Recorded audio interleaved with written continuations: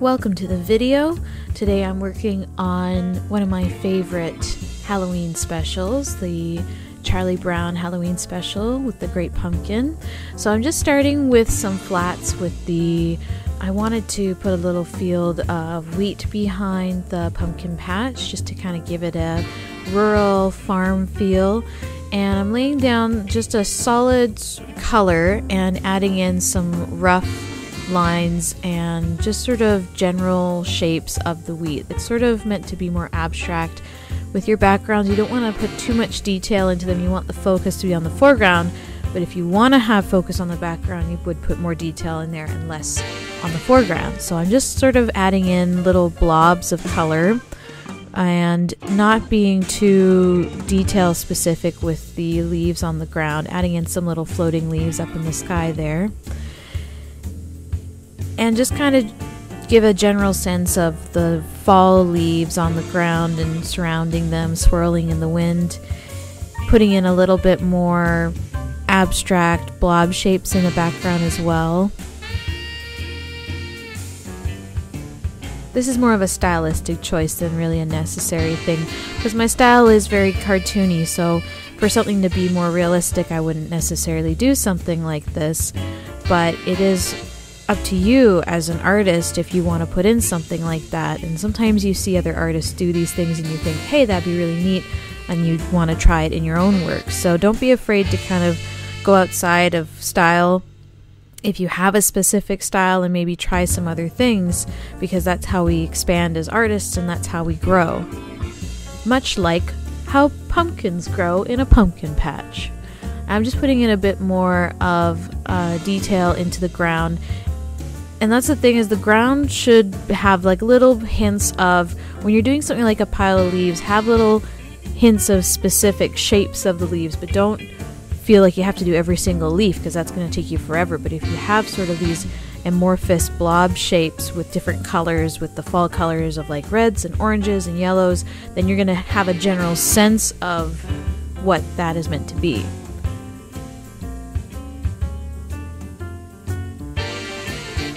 And with the pumpkins, I'm kind of allowing the gouache to just do what it wants to do. If you don't already know, I use gouache as my main medium.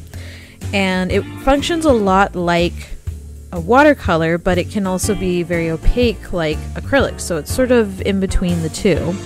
And with the pumpkins, what I'm doing is I'm laying down water, and then I am applying the pigment and allowing the pigment to just spread through the water on its own.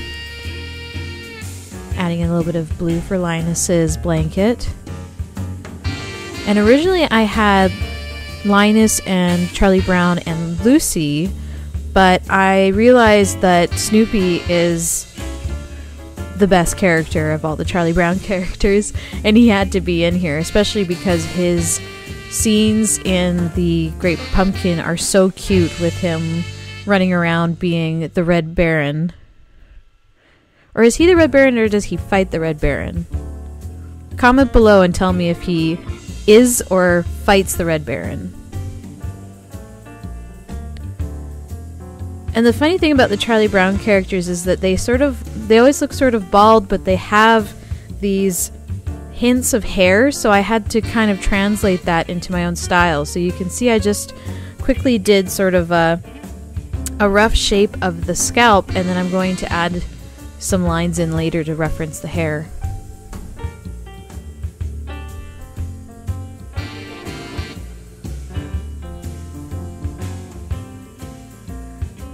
Adding a bit more detail into Snoopy now.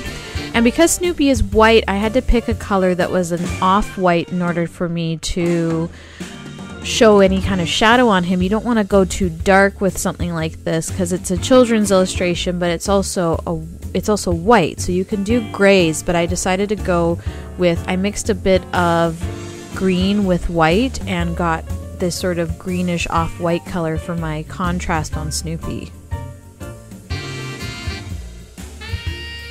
Here's an example of the pumpkin, laying in some darker shapes, darker orange on the outside, and that's going to define your shape of it.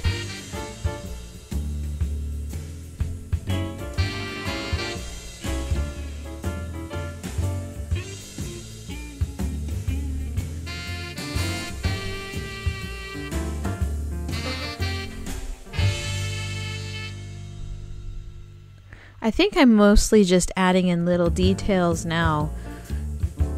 Just little things here and there that just add an extra dimension to everything.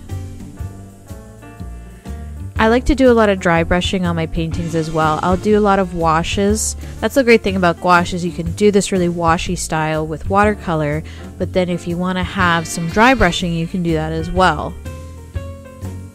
I like the texture that the dry brushing brings to a piece. If you get like a really textured paper, if you get cold press watercolor paper, it's more textured than the hot press watercolor paper. So you're going to get more of those natural textures coming out just from dry brushing over top of your painting.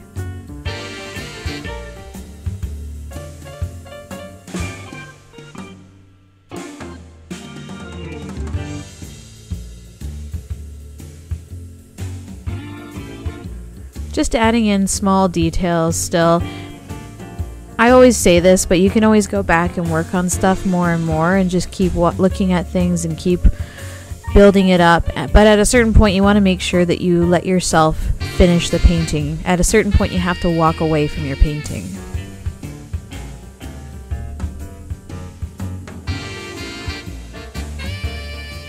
Here I was trying to figure out what kind of color I wanted to outline Snoopy in. I didn't want to do black. I ended up mixing a bit more green into that off-white green that I ended up using as his contrast color. And I added a bit of brown to that as well, just to make it a little bit more defined.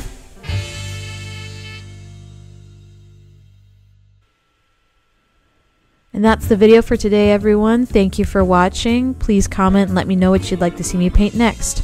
Bye-bye!